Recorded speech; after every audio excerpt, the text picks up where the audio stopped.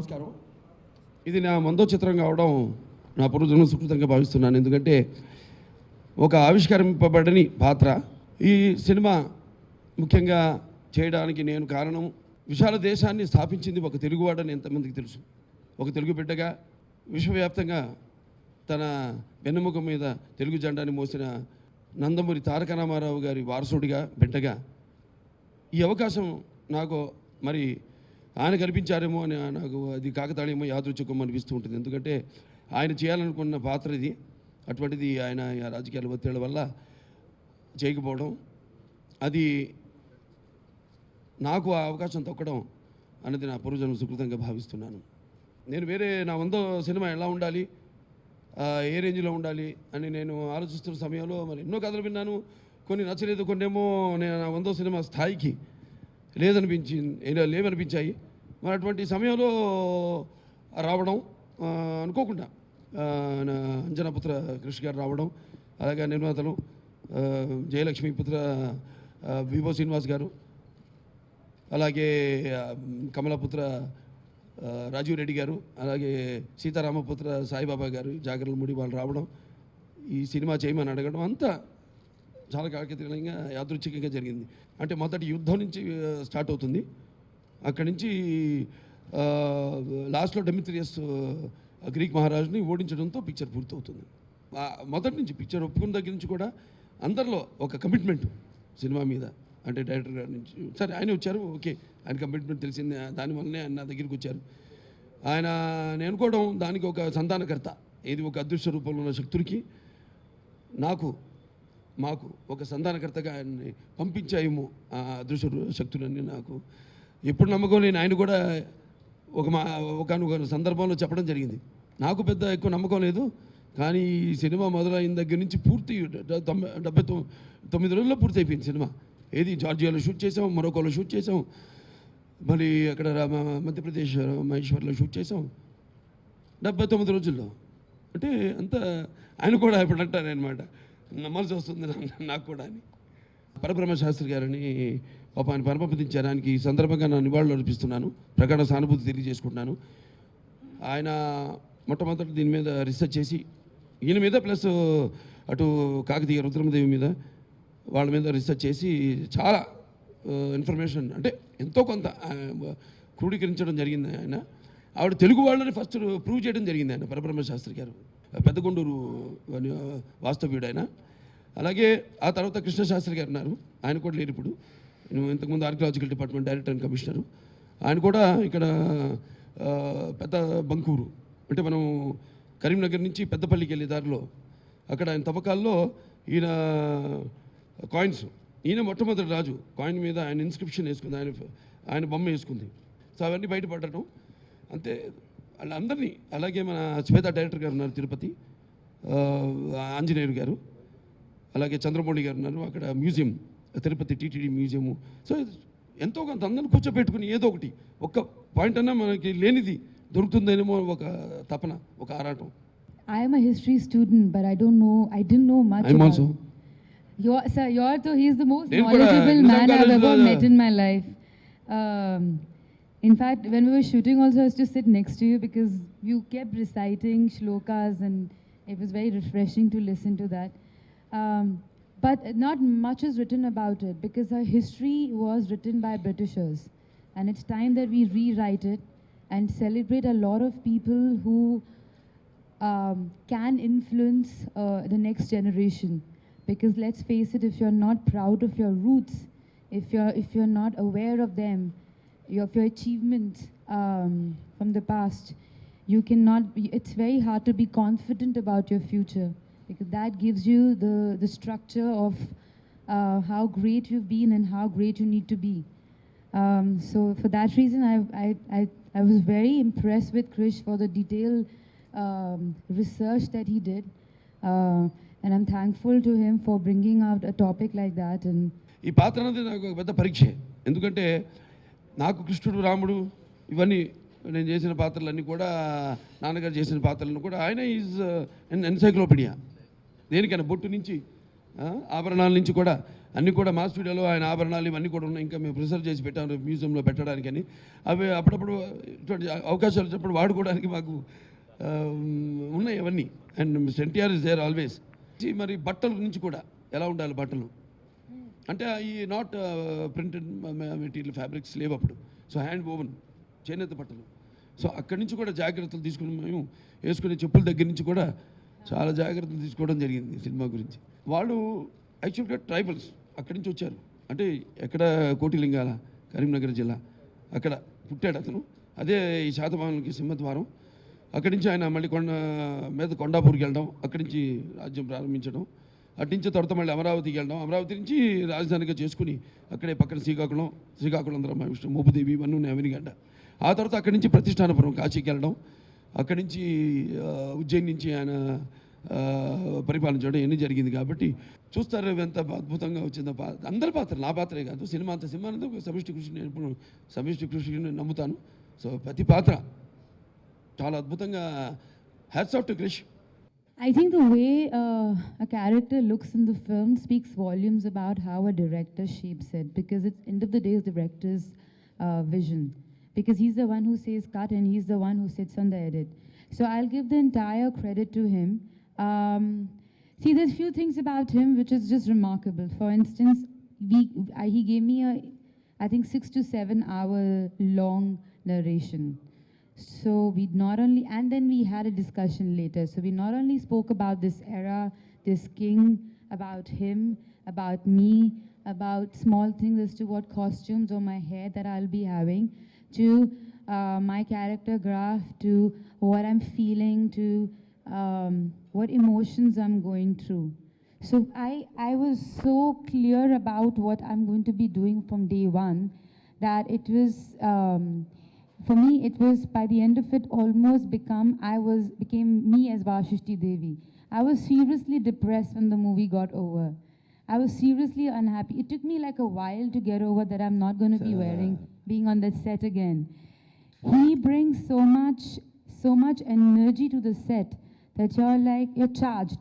You want to do your best. And every scene which is very difficult, he explains to you the character graph way in advance. So you're prepared. He gives you key notes. He tells you, he connects that character to your life. Even though me in today's DNA to then, it's just, but then, emotions are the same. You feel the same pain when you're losing your loved one. You feel the same sinking feeling when you know that someone who's going away, you might not see them ever again. It's the same pain today or then. So he makes you go through that really well. Between him and me, you know that he gives his best, I give my best, and he's being very cooperative. So I think it just worked. Kabir Bedi గారు మొదటి రోజు నేను ఆయన ఎదురైనప్పుడు అన్న dialogue నన్ను అంటాడు, మీరు అదమ జాతి అనేది అంటాడా అంటే బడుగు జాతిరా అంటాడు నన్ను. అంటే మొత్తం తెలుగు జాతి అంటే బడుగు జాతి కాదరా తెలుగు జాతి, అదమలం కాదరా ప్రథమలం అనే డైలాగ్ ఉందంటాం. అన్నీ చూశాడు పర్ఫార్మెన్స్. ఆయన కొంచెం వాళ్ళు అంటే ఇంకా పాత్రలోకి వెళ్ళాలి కదా వాళ్ళు కూడా. మొదట చూశాడు ఆయన, 1-2 షాట్లు ఇచ్చి ఇవన్నీ చూసి, క్రిష్ గారు సారీ నేను వెళ్ళిపోతున్నాను హోటల్కి, ప్లీజ్ ఫర్గివ్ మీ, నేను pack up for me, I have to go now, I have to learn get into the role. ఊరికే మేకప్ వేసుకున్నా అంటే ఫస్ట్ డే ఎవరైనా అంతే కదా, పాత్ర అందరు కలిస్తే will know our emotions, the characterization. So it just packed up and went off అంటే ద పర్మిషన్ అని చెప్పేసి వెళ్ళిపోయారు. ఆయన నా షార్ట్స్ అన్నీ తీసుకున్నాం. రాత్రంతా నిద్రపట్టలేదు ఆయనకి. రాత్రంతా డైలాగులు ఇది అద్దం ముందు కూర్చుని ఎలా ఒక బొమ్మ తనం ప్రతిదీ డీటెయిల్. అందుకే ఆయన కూడా అంత పెద్ద ఆర్టిస్ట్ అయినా చూడండి, ఒక ఆర్టిస్ట్ అంత పెద్ద ఆర్టిస్ట్ అయినా ఒక తపన అనేది ఇటువంటి పాత్రలు వచ్చినప్పుడు అవకాశం వస్తుంది. సత్సంకల్పం, అకుంఠిత దీక్ష, ఒక మంచి సినిమా తీయాలి అనే ఒక మంచి ఉద్దేశంతో వాళ్ళు ఇచ్చినప్పుడు నేను చెప్పాను ఇందాక అదృశ్య శక్తులన్నీ కూడా ఇప్పుడు ఈ సినిమా షూటింగ్ జరుగుతున్నప్పుడు when it was raining in all over India, all throughout India, మధ్యప్రదేశ్లో మేము షూటింగ్ చేసాం మహేశ్వర్లో. ఒక్కరోజు కూడా వర్షం వల్ల, అవుట్డోర్ షూటింగ్ మాది, ఒక్కరోజు కూడా వర్షం వల్ల మా షూటింగ్ క్యాన్సిల్ కాలేదు ఒక్కరోజు కూడా. Do you know what happened? So once it was raining and it was this really important scene and I prepared for it the whole day. We were shooting in the only in the that 4 to 5 that magic light, and then at 3:30 started raining, and Krish, I was ready. Krish is like, "Come to the location." I'm like, "But it's raining. ధైర్యంగా It's raining. We can't shoot it." రమ్మంటాడేంటి అని. So he's like, "No, no, no, no, just come." And it was, I thought we were not shooting that scene, so we decided to just do a rehearsal. And while we were doing rehearsal between me and Hema ma'am, Krish, we all felt it was nicer when it's raining. So we shot the scene when it was raining, natural rain. So ఎప్పుడు ఏ సీన్కి వర్షం కావాలో అప్పుడు పడేది, ఎప్పుడు మాకు వద్దో అప్పుడు అయిపోయింది. ప్రొడ్యూసర్ సైడ్ నుంచి అసలు వాడు టెన్షనే లేదు వారికి, ఎందుకంటే ఆ నమ్మకంతోనే వచ్చారు వాళ్ళు, ఆ ధైర్యంతో. ఇందాక చెప్పాను సత్సంకల్పం కావాలి, అకుంఠిత దీక్ష పొందాలని. అలాగే వాళ్ళు అలాగే బ్రహ్మాండంగా సినిమా ఎటువంటి అంతరాయం కలగకుండా ఎన్నెన్నో లొకేషన్స్లో షూట్ చేసాం, మొరకోలో షూట్ చేసాం, అలాగే ఇక్కడ జార్జియాలో షూట్ చేసాం. అంతా కూడా బ్రహ్మాండంగా అక్కడ వాళ్ళు మేము అంతా కూడా బాగా కలిసిపోయి, అక్కడ ఫైట్ మాస్టర్లు కూడా చేశారు, రామ్ లక్ష్మణులతో సహా కూడా అక్కడ ఫైటర్లు ఉన్నారు. అందరు కూడా ఒక పిక్నిక్ లాగా, అంటే అందరు సరదాగా కూర్చొని బ్రహ్మాండంగా ఒక కుటుంబ సభ్యుల్లాగా జరగడం. ఆయనలో నచ్చింది ఏంటంటే 5 సినిమాలు ఒకరితో కాదు, 5 డిఫరెంట్ సినిమాలు చేశాడు ఆయన. చేసి వచ్చి సినిమా చేయడం అంటే, ఇప్పుడు నాకు కొందరు ఉంటారు నా లైఫ్లో కూడా డైరెక్టర్స్లో, స్టీఫెన్ స్పీల్బర్గ్ వాళ్ళందరూ ఉంటారు. సినిమాలు చూస్తుంటాను, ఒక్కొక్క సినిమాకి సెంటర్స్ ఏంటి, జురాసిక్ పార్క్ అయితేనేంటి, లేకపోతే మరి ఇంకోటి అలా ఈటీ అవుతారు కదా, అది వేరు, ఆయన జేమ్స్ కెమెరాన్, అలా రకరకాల సినిమాలు, ఇండియానా జోన్స్, ఒక సినిమా డ్యూయల్ సంబంధం ఉండదు సినిమాకి. అలాంటి మన డైరెక్టర్ క్రిష్. సో ఇవాళ ఆయనతో పోలుస్తున్నాను క్రిష్ గారిని, అంటే అంత కెపాసిటీ ఉంది ఆయన దగ్గర. The most challenging part for me, well, when I heard the script, and by then he showed me some of your pictures as well, photographs. I think the most challenging part for me was, and I've been a Krish fan and I've worked with him, was there was a little bit of nervousness and fear the first day, and I think that's good. Every actor should be nervous and little afraid. And it's a beautiful process when you give your first shot, second day, third day, the nervousness becomes your strength, and then because that drives you to give your best. And I think for me the challenge was that I wanted to live up to Krish's expectations, because he had faith in me, live up to make sure that my character works against him, because his whole aura and persona in the film is fantastic. And just to make sure that I do justice to a story like this, because this is a story that needs to be told. పాండవనాశంలో ఆవిడ ఒక పాట చేసింది. అప్పుడు చేసిన తర్వాత నాన్నగారు అనుకున్నారు ఆవిడని శ్రీకృష్ణ పండగ అనుకుని మా మేనమామని పంపించారు. ఆయన కూడా ప్రొడక్షన్ చూసుకున్నాడు, రుక్మంగధరరావు గారిని. ఆయన పంపించారు వెళ్ళి మాట్లాడమని. అప్పటికే ఆవిడ ఏదో 5 సినిమాల కాంట్రాక్ట్ ఏదో హిందీలో సైన్ చేసింది ఆవిడ. అయ్యో పెద్ద ఆయన కవర్ పెట్టారు, చేయలేకపోతున్నాం, మిస్ అయిపోతున్నాం ఇక్కడ మేము ఇట్లా అంటే, తర్వాత కేర్ విజయ్ గారిని పెట్టడం జరిగింది రుక్మిణి పాత్రకి. సో ఆ తర్వాత మళ్ళీ ఒక సినిమా చేసింది ఆవిడ, శ్రీకృష్ణ విజయం, ఎంఎస్ రెడ్డి గారు సినిమాలో ఒక సాంగ్ చేసింది ఆవిడ. మళ్ళీ అక్కడ ఇంద్రలోకంలో ఏదో రంభ మేనక ఊర్వశిల్లో ఏదో ఒక పాత్ర. తర్వాత మళ్ళీ చేయడం ఇక్కడ తెలుగులో ఇదే అంటే పాండవనాశంతో ఇది 2వ సినిమా. అది మొదటిది నాన్నగారితో, ఇది నాతో. డెఫినెట్గా ఆవిడలో ఇప్పుడు ఆవిడ చూసింది మన పద్ధతి ఏంటి, అసలు పాత్ర ఏంటి, పద్ధతి అని కాదు, ఎక్కడైనా పద్ధతిలో ఒకటి. వాళ్ళు గొప్ప గొప్ప సినిమాలు తీశారు, బాజీరావు మస్తాని ఏంటి, లేకపోతే మిగతా జోధా అక్బర్ అని చేశారు బ్రహ్మాండ సినిమాలు. ఇక్కడ కూడా మనలో ఆ తప్పని సినిమా క్యారెక్టర్ రేంజ్. సో ఎక్కడైనా ప్రాంతాలు వేరైనా పాత్రలు ఉన్నాయి, బ్రహ్మాండమైన పాత్రలు. ఆ ప్రాంతాలను వాటిని బట్టి అక్కడ పాత్రలే. కాబట్టి ఆర్టిస్ట్కి ఏం లేదండి, ఆవిడ చెప్పింది కదా, ఇంకా పాత్రల నుంచి బయటపడలే ఎవరు. అది శివరాజ్ కుమార్ గారు, నేనే ఫస్ట్ ఐడియా ఇవ్వడం జరిగింది. ఏమంటే ఎలా ఉంటుంది, అప్పుడు అంతకుముందే ఫంక్షన్కి ఒకటి వెళ్ళాను బెంగళూరులో. వెళ్ళి తిరిగి వచ్చాక ఆయన వెళ్ళానని కాదు, ఆయన పిలిచాడని కాదు, నాకు అనిపించింది అద్భుతమైన పాట సన్నివేశం అది. ఆ పాటలోనే ఈవిడికి తెలుస్తుంది. కొన్ని చెప్పాలనుకుంటే చెప్పనివ్వదు. అక్కడ మేము సంతకి వెళ్తాం, ఏదో సంతలో వింతలు చూడడానికని, మళ్ళీ పిల్లలు అయిపోవడానికి ఇద్దరం వెళ్ళిపోతాం, to become kids. That's the dialogue. No, I tell you in the night scene. పొద్దున్న రెడీగా ఉండంటాడు. దేనికి ఉంటుంది? పదా సంతలకు వెళ్దాం, ఇంతలు చూద్దాం, మళ్ళీ పిల్లలు అయిపోతాం అని కలిసి వెళ్తారు అక్కడికి. అక్కడితే తెలుస్తుంది. చెప్దాం అనుకుంటాను సన్నివేశంలో, చెప్పనవుదా ఆవిడ పేరు చెప్పగానే పులమావి అని, కానీ పులమావి ఎదుగుంటే అక్కడ బ్రహ్మాండ ఒక ఏదో కొనాలి పులమావి కానీ పరిగెత్తుంది కొట్టికి. ఏమో చెప్పాలని పులమావిని శాతకాన్ని తీసుకోమన్నాడు. ఆ పాటలో ఉంది కదా, అది క్రూరుడు కపటుడు క్షానాట రాజనా అని ఆ పాట బుర్ర కదా, అది శివరాజ్ కుమార్ గారు పాడతారు సినిమాలో. చాలా ఇంపార్టెంట్ అది. ఎందుకంటే ఒక పాత్ర గురించి, తెలియని పాత్ర గురించి ఆయన ద్వారా చెప్పేస్తున్నాం మొత్తం సినిమా. అంటే ఎంత డైరెక్టర్ల నైపుణ్యం, అంటే నిడివి, సినిమా నిడివి కూడా కొలమానం ఇంతే ఉండాలి. నేను చాలా సినిమాలు చూసి అంటుంటా కూడా, ఒక చిన్న పాయింట్ పెట్టుకుని 3 గంటలు తెస్తారు ఇంతగా సినిమా అని తిత్తా ఉంటారు. రిలీజ్ అయ్యాక అప్పుడు కత్తిలు పెట్టుకుని వెళ్తారు. నాకు అర్థం కాదు. అదే 10 మంది చూపించండి, 10 మంది సలహాలు తీసుకోండి, అది ఉండదు, తీసేస్తారు. 3 గంటలు ఒక ఇంత ఉంటుంది పాయింట్. మాది ఇంత పాయింటే 2 గంటల 10 నిమిషాలు తీశారు. కావాలంటే డైరెక్టర్ గారు ఇంకా నేను ఉన్నానని, నేను ఒక సీన్ కూడా చెప్పాను, ఆ డైలాగులు అని చెప్తానని నో అన్నారు. అప్పుడు లేదు పాపం అని చెప్పాను, మీరు ఆలోచించండి అని. మళ్ళీ దాని గురించి అడగలా నేను. ఇది సైతాను వికార ఘోర కలుష వ్యాపార దౌర్జన్యము, ఇది ఉన్మత్త పిశాచ తాండవ మహోగ్రాకీల విన్యాసము, ఇది మధ్యస మత్త రాక్షస సమూర్ దౌర్గత్యము, ఇది నిర్వాపణ ముఖస్థ దీపికడిగా అని ఒక డైలాగ్ ఉంటుంది ఆవేశంగా. అంటే వాడిని ఎలాగో ఏముంది 33 రాజ్యాలు గెలిచేసావు కదా, ఇక మిగిలినాడు ఒక్కడు, వాడికి కబురు అంతకే శరణమా రణమా అంటుంటాడు. ఇప్పుడు పంపించేయచ్చు కదా, వాడికి ఒక శరణమాని కబురు పెడితే కుదురుతుంది అంటే పంపుతాను దూతని కూడా లేపేస్తాడు అతను. అక్కడి నుంచి అంటాడు ఇలా ఇలా ఎంత చేసిన వాడిని శరణం ఏంటి, మరణం వాడిని లేపడమే. I think it was very refreshing to work with a director who loves his job so much and who believes in a story so much. And every character this is one character that I've learned a lot about myself, because I feel the emotions that I've gone through. Because of Krish, I feel that I believe that I felt them for real.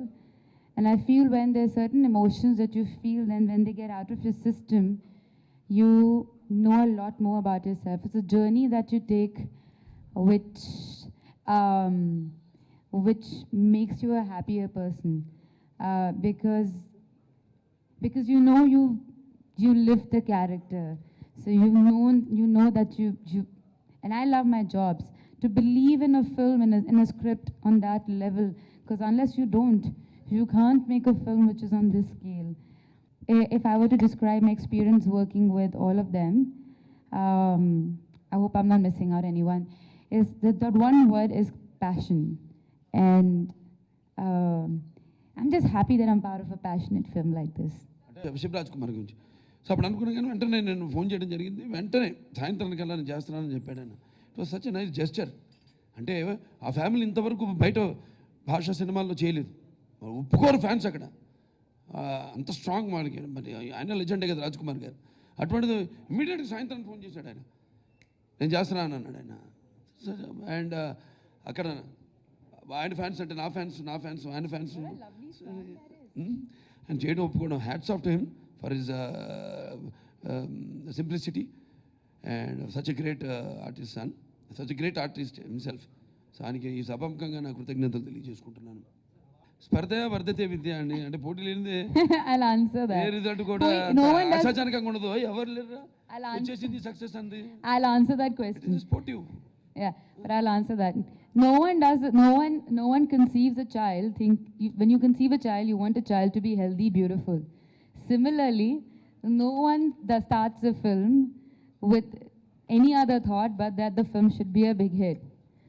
And I feel every film should be a big hit, but I hope people love a film for the hard work that we've done and the story that we're trying to tell. And in Hindi they say, सबका अच्छा हो, हमारा शायद थोड़ा अच्छा हो जाए. స్పర్ధ వర్ధతే విద్య. ఏదైనా మంచిదే, పండక్కి ఏముంది, మేము మంచి సినిమాలు వస్తున్నాయి. సో డెఫినెట్గా I wish them also all the best. And definitely pictures అన్ని ఆడాలి, ఇండస్ట్రీ కూడా Every film should do well. Every fun film. Yeah. Then only the film industry హెల్తీగా ఉంటుంది. నాకు ఒకటి సంతోషం ఏంటంటే నా సినిమాలు ప్రతి డైలాగ్ ఇప్పుడు thanks to my writer Sai Madhav గారు, అద్భుతం డైలాగ్, ట్రైలర్ డైలాగ్ ఉంది. ఏది పరదేశ మన నూతన నిర్మాణమైన భారత రాజ్యాన్ని పరదేశీయుల నేతృత్వంతో ప్రక్షాళన చేద్దాం, వచ్చిన వాడిని తురుముదాం, దొరికిన వాడిని తురుముదాం, దొరకని వాడిని తరుముదాం, ఏది ఏమైనా దేశం మేసం తిప్పుదాం అని డైలాగ్. ఇట్లా అద్భుతంగా ఆ క్యారెక్టర్. అండ్ అదే కృష్ణ గారు చెప్పినట్టు we are all instruments. He wants a person to speak particular this film that role.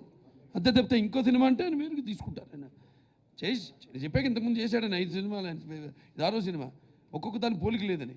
So ఈ సినిమాకి శాతకర్ణి అంటే నన్ను నా ద్వారానే నేనే పలకాలి డైలాగులు కానీ మన రౌద్ర వీర కారుణ్య అన్నీ నవరసాలు అన్నీ అని అనుకున్నాను. అంతే. I don't think there's nervousness ever. And I don't think any actor who has worked really hard and who's believed in a film, who has had sleepless nights making sure the film looks good, can ever want any other film not to do well. I would want other person's film to do well just because I know what it took for me to make this film. So there is never comparison. అప్పుడు అంటాడు మాట, నువ్వు 9 మాసాలు మోసి నీ బరువు దించేసుకున్నాము, కానీ నేను బ్రతుకున్నంత వరకు అతని బరువు మోయాల్సి ఉంటుంది. అతను కేవలం నాకు కొరివి పెట్టే కొడుకు మాత్రమే కాదు, భావి భారత చక్రవర్తిగా శాతవాహన సామ్రాజ్య జ్యోతిని నా తర్వాత కూడా వెలిగించవలసిన వారసుడు. పోగొట్టుకుంటాడా అంటాడు. అంటే నా మీద నీకు అనుమానమా, నన్ను అనుమానిస్తున్నావా అని. Character speak. నా పిక్చర్ ఇప్పుడు నా సినిమాలు పోటీ అండి. నేను ఇప్పుడు అంటే లెజెండ్ ఆడింది కాబట్టి 1000 రోజులు చెప్తున్నాను. అలాగే అందుకని ఇది ఆడిన పర్ఫార్మెన్స్ బట్టి తెలుస్తుంది ఏదైనా. సో డెఫినెట్గా అన్ని రికార్డులు, నా సినిమా రికార్డులు అన్నీ క్రాస్ చేస్తుంది ఈ సినిమా. మ్యూజిక్ చెప్పాలండి, చిరంతన్ భట్ గారు ఎక్స్ట్రాడినరీ. అంటే ఏదో కమర్షియల్ కొట్టేద్దామని కొట్టకుండా ఆ రోజులు ఎట్లా ఆ ఇన్స్ట్రుమెంట్స్ ఆయన్ని కూడా బాగా రీసెర్చ్ చేసి పాపం నాకు ఆయన చెప్పాడు. నేను ఒకసారి కలిసాను ఆయన్ని, 2 సార్లు. ఒకసారి లొకేషన్కి వచ్చాడు మధ్యప్రదేశ్కి, 2సారి ఈ came for the 100 that audio function. 2 సార్లు కలిసాను. ఆ తర్వాత తెలిసింది వాళ్ళు కూడా ఒక లెజెండరీ ఫ్యామిలీ. బైజు బాబురావు తీశాడు వాళ్ళ తాతగారు. దాని తర్వాత శ్రీరామరాజ్యం ఒక సినిమా తీశారంట, అది నేను శ్రీరామరాజ్యం నేను చేశాను. సరే, ఆయన అద్భుతంగా అసలు అంటే అలా రాబట్టుకోవడం, టైం స్పేర్ చేయడం, ఇటువంటి సినిమాలకి రీసెర్చ్ చేయాలండి. ఏ సినిమా అయినా ఆ రోజుల్లో ఏమో వాయిద్యాలు వాయించేవారు అట్లా అద్భుతంగా. అండ్ ఇంకో ఆయన అదృష్టం కూడా ఏంటంటే నా సినిమాలకి అన్నీ అలా కుదురుతున్నాయి మొదటి నుంచి కూడా. అంటే ఒక సింహ నుంచి కానివ్వండి, ఒక లెజెండ్ కానివ్వండి, ఒక డిక్టేటర్ కానివ్వండి, పాటకి సంబంధం లేకుండా మంచి సాహిత్యంతో, అలాగే అన్ని రకాల అంటే ఎలా పంచపక్ష పరమాన్నం ఏదో పళ్ళెంలో వడ్డించినట్టు అద్భుతంగా ఆయన బ్రహ్మాండంగా చేయడం జరిగింది. అలాగే సాహిత్యం సీతారామ శాస్త్రి గారు అద్భుతంగా ఆయన పాటలు రాయడం జరిగింది. అన్ని పాటలు పాడిన వాళ్ళు కూడా అద్భుతంగా పాడారు. అందరూ కూడా శ్రీయా ఘోషల్ వాళ్ళంతా కూడా అద్భుతంగా వాళ్ళ గొంతును అనిపించిన వాళ్ళందరూ కూడా అద్భుతంగా పాడడం జరిగింది.